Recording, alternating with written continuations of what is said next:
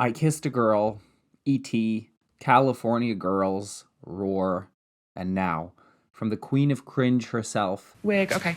Wig.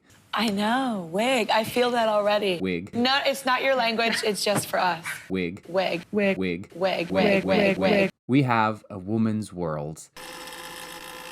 Today, it's Katy Perry Day. Now, if you've been living under a rock or you have a life outside of the internet, Katy Perry just released her new single, Woman's World, in anticipation for her upcoming album in September. A feminist anthem that speaks of how intelligent and strong women are by saying you are strong and intelligent. An exploration of the feminine divine, allegedly. And the reception to this song, along with its music video, has been very similar to any Blumhouse horror movie. Vapid, uninteresting, unnecessary, what is the point? Who is this for? Why have they done this? Yet another one that we're not going to remember in a week. And at this point, I don't know who's having a worse year, Jennifer Lopez, Jojo Siwa, or Katy Perry. It's a tight battle for last. What regressive, wormed over hell is this? Perry's solo return is a dated attempt at writing a feminist anthem about how women really can have it all. It's a song that made me feel stupider every sorry time I listened to it. Katy Perry's new era is the epitome of 2010's Girlboss feminism. The Dr. Luke-produced Woman's World, which is as empowering as an advert for Vagisil, exposes the problems of catering solely to gay stereotypes. Katy Perry is stuck in 2016. Short, straight to the point. Katy Perry's new song, Woman's World, isn't as bad as we feared. It's worse.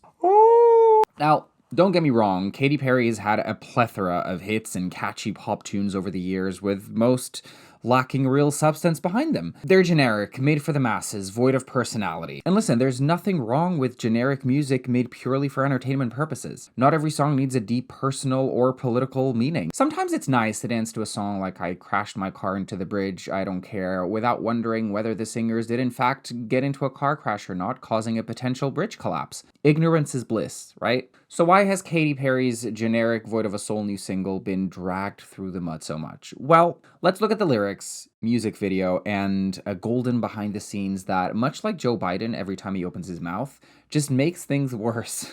And no, this is not me supporting Trump.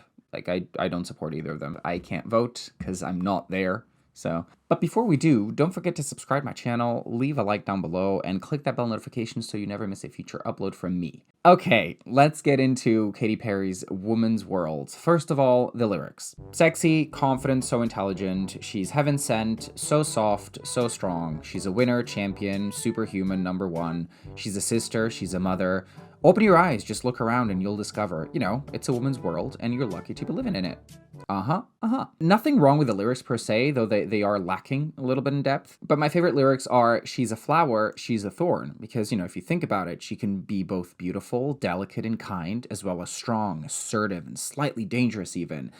It's like fly like a butterfly, sting like a bee for preschoolers. So the lyrics are innocuous enough that they hint at female empowerment without actually saying anything of substance, They're vague enough that they sound like any of the other 20 pop songs released the same month. The music video is when things take a turn, heading straight to a cliff. For copyright reasons, I can't really play any parts of the song, and I can't really show much of it, but I'm just gonna give you a general idea of what happens, or you can just, go watch the music video, come back, and then click the timestamps below and you'll find the analysis, I guess. The music video is kind of like two parts. In the first half, Katy Perry and like some backup dancers are dressed in outfits inspired by Rosie the Riveter, but made sexy.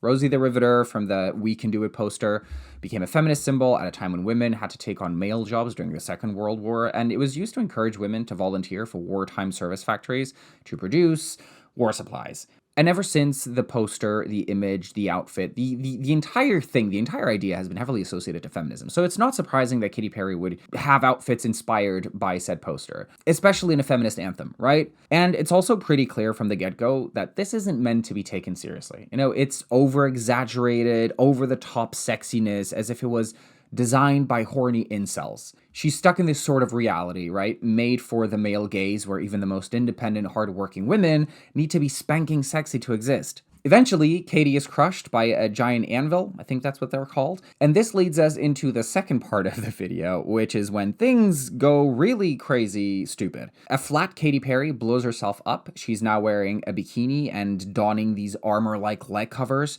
She's in a post-apocalyptic world with several background characters doing things like a pregnant lady posing, 2 girls playing chess, and 2 attractive gays making out. Perhaps a nod to her gay fan base. Yes, girl, queen, slay. She's mothering, wig. Anyway, she carries on walking, eventually pumps her ass cheek with fuel, and in comes Trisha Paytas, dragging a monster truck like the boss bitch she is, I guess. Trisha then drives the monster truck while Katy smudges makeup all over her face in the passenger seat, all while laughing maniacally. Okay. Then Trisha parks the monster truck on someone's car. Katy goes into someone's house with no invitation to find a young woman in the backyard doing a TikTok dance in front of a ring light shaped like the female sign, you know, the ring and the cross. And after dancing with a girl for a few moments, Katy snatches her ring light, gets in a helicopter. We see the girl staring at her dumbfounded, like asking who she is. And girl, you don't want to know.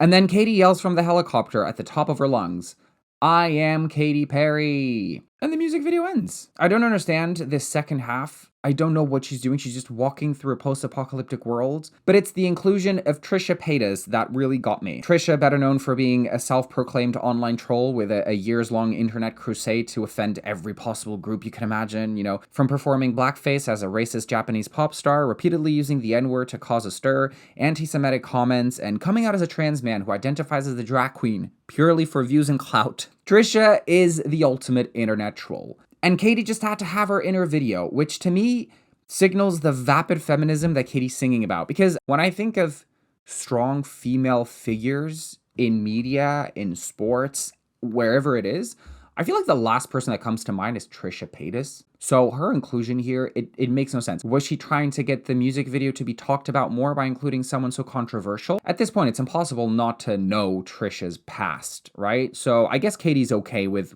like whatever backlash may come from her inclusion. Okay, so we've got generic boss girl lyrics, a confusing music video that sexualizes Katy and has her walking around in a bikini doing nothing but stealing people's lights and destroying makeup on her face. And then we heavily feature a literal walking red flag. And this is when the worst part comes out. Katy's new album has been produced by Dr. Luke, a very well-known, alleged industry predator. I have to say alleged because he technically was never convicted, and the matters between Kesha and Dr. Luke were settled out of court. But Katy was involved, sort of, in that case back then, so she knows. She's also dodged questions regarding her current collaboration with Dr. Luke. And listen, Katy's not the only person working with Dr. Luke, okay? Kim Petras, Doja Cat are the first ones that come to mind, the more recent ones, and they've both received a considerable amount of backlash online for their involvement with Dr. Luke, so it's not like his past has fallen into oblivion. It's not like people have forgotten. Unfortunately, the backlash has not been enough to dissuade any of them from working with an, again, allegedly horrible predator. So why is Katy Perry the one getting the most backlash out of all of them? I don't know, but if I had to guess, I would say it's because of how she relentlessly labels herself as a feminist, pro-women, to then resume her work with someone notoriously awful to women in the industry. It's like advocating for animal rights while being funded by a butcher. It's like advocating for gun safety while being funded by the NRA.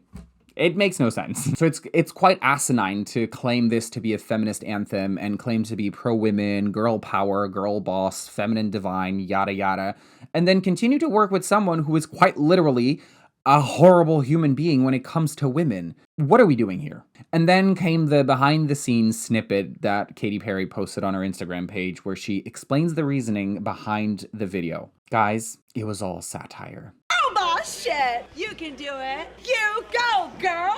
You were born to shine. So she says that the first half, at least, it's all about being sarcastic and slapstick and very on the nose. They're being purposefully over the top, you know, we're not here for the male gaze, but we are here for the male gaze.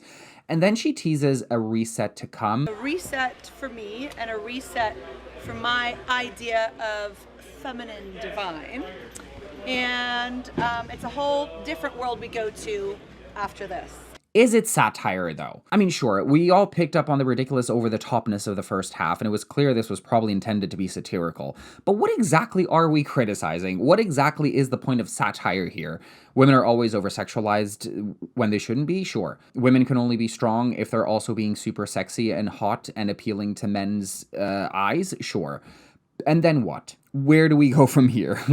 Because, like, after she breaks out from this contrived world that keeps women to this very set image of the sexy yet powerful woman, she wakes up in a post-apocalyptic world, which I guess she teased in her Instagram reel, you know, a reset and brave new world that she's going to go into. But this world is just chaos, and all she does is ride a monster truck with the most problematic online personality we've ever seen.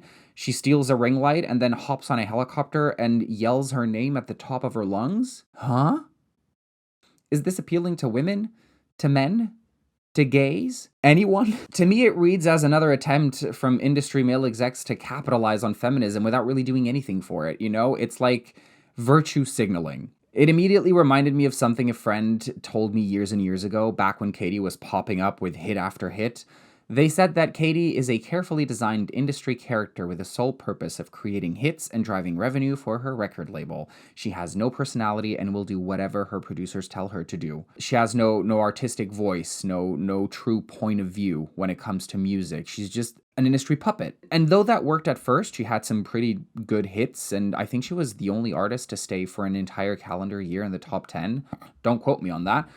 It doesn't seem to be working anymore. The debut of this song has been very, very low on charts compared to her previous singles and previous songs. Maybe people are just tired of how vapid and surface level these feminist explorations have become. It's also not easy to properly do satire, but if you have to explain it after receiving a lot of negative reviews, then I don't think it's working as well as you think it was. It's not as smart or as subversive as you're claiming it to be, because we get that you were trying to be satirical.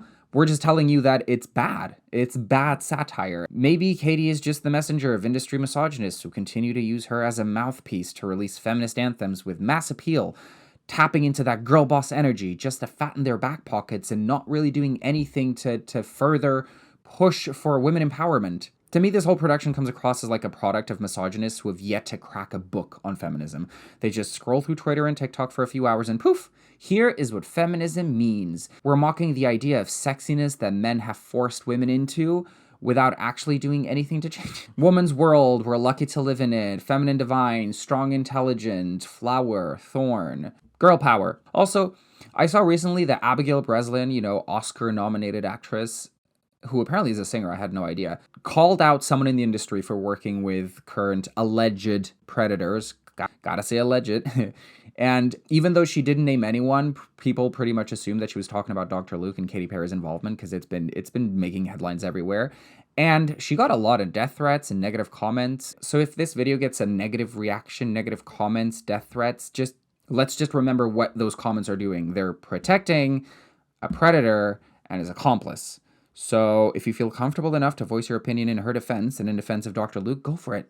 I may even feature you in a future video just to show everybody the defenders of this horrible duo. That said, I'm curious to see where Katy goes next with this teased reset, this new world she's about to go into. You know, is she finally going to abandon White Girl Boss 2010's feminism and crack a book or two? Or is she going to finally part ways with Dr. Luke and start working with less unsavory producers?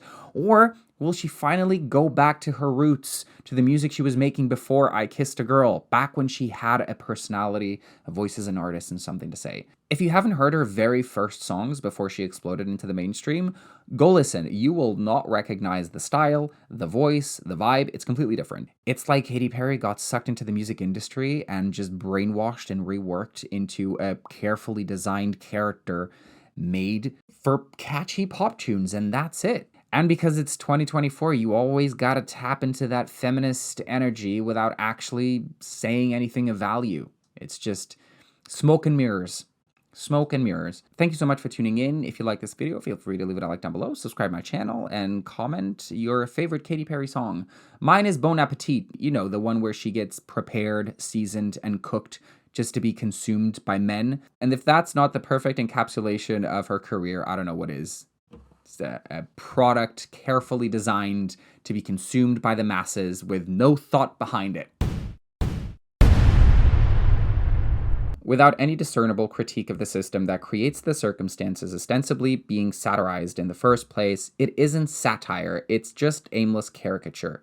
Satirized. Satirized? Is it satirized or satirized? God knows. English is my third language, so leave me alone. Hey, quick question. Why are you satirizing women for trying to survive in a system that is hostile to them while not critiquing the men who created and benefit from that system? It's a tough question, so ask Dr. Luke if you need help with it. Damn. We knew it was bad satire, but when it's made with a woman abuser, it defeats the purpose. Ding, ding, ding. And my favorite of them all. The satire doesn't work when you actually have used girlboss feminism to fetishize lesbians, kiss a boy non-consensually, kill a damn nun, hurt Kesha, and work with her you dumb piece of yeah. And until next time, stay sane, stay safe, stay stupid, and stay stuttering. Bye, guys.